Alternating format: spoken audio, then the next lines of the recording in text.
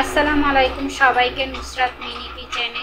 মাত্র 4টি কাঁচা আম দিয়ে মিনিটে এই কাঁচা আমের শরবতটা তৈরি করে আপনারা সারা বছর সংরক্ষণ করে রাখতে পারবেন। এই প্রচন্ড গরমে শরীর আর মনকে ঠান্ডা রাখবে কাঁচা আমের এই মজাদার শরবতটা। আর যদি এই কাঁচা আমের শরবতের প্রিমিক্সটা তৈরি করে রাখতে পারেন তাহলে বছরের যে কোনো সময়ে আপনি এই কাঁচা আমের শরবতের স্বাদটা নিতে পারেন। আজকের এই কাঁচা আমের শরবতটা তৈরি করার জন্য প্রথমে চুলায় একটা হাঁড়িতে আমি কিছুটা পানি গরম করতে দিয়েছি। পানিটা একটু গরম হলে দিয়ে দিব 4টা আম। তারপরে আমি একটা ঢাকনা দিয়ে ঢেকে দিব। আর ঢাকার যে ছিদ্রটা ছিল সেটা একটা কাগজ দিয়েও আমি আটকে দিব।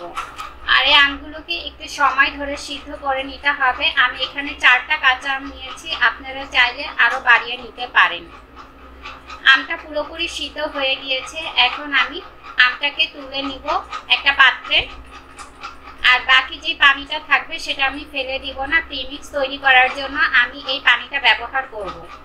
এবার আমগুলি ঠান্ডা হয়ে যাওয়ার পরে আমি আম থেকে খোসাটা ছাড়িয়ে নিচ্ছি।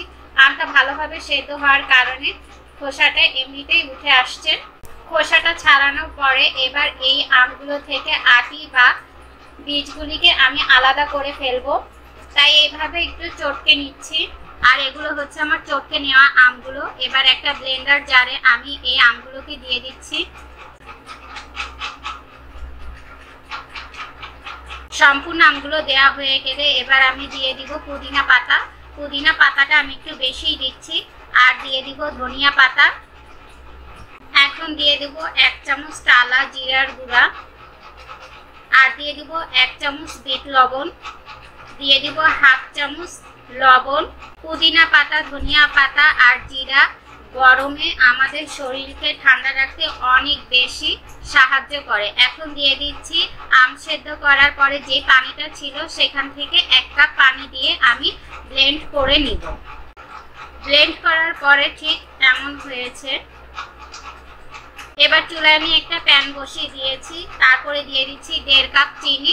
1.5 কাপ চিনির জন্য আমি 1.5 কাপ পানি দিয়ে দিচ্ছি। তারপরে নেড়ে চেড়ে আমি চিনিটাকে গলিয়ে নিব। 1.5 কাপ চিনি আপনাদের কাছে অনেক বেশি মনে হতে পারে, তবে এটা আমি প্রথমে প্রিমিক্স তৈরি করব।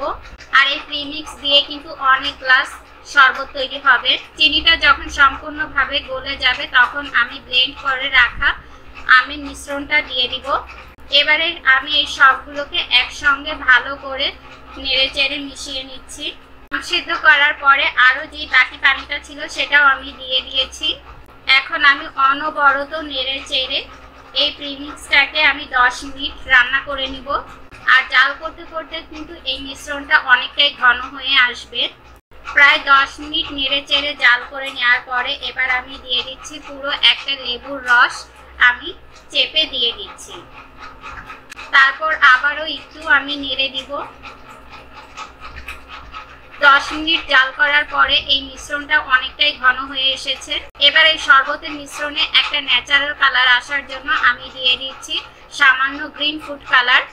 সামান্য ফুড কালার দেওয়ার পরে দেখবেন এখানে খুবই সুন্দর একটা কালার চলে আসছে। খুব বেশি কালার দেওয়ার কোনো প্রয়োজন নেই। আমার এই প্রিমিক্সটা তৈরি হয়ে গিয়েছে। এবার আমি চুলাটাকে বন্ধ করে দিব। তারপরে আমি এটাকে পুরোপুরি ঠান্ডা করে নিব। এই প্রিমিক্সটা ঠান্ডা হয়ে যাওয়ার পর এবার আমি একটা মিক্সিং বোলে ঢেলে নিব। আর দেখতেই পাচ্ছেন এই প্রিমিক্সের ঘনত্বটা কতটা সুন্দর হয়েছে আর দেখতেও কতটা লোভনীয় লাগছে। আর পুরোপুরি ঠান্ডা হয়ে গেলে ঘন হয়ে যাতে না যায় সেই জন্য লেবুর রসটা ব্যবহার করা হয়েছে।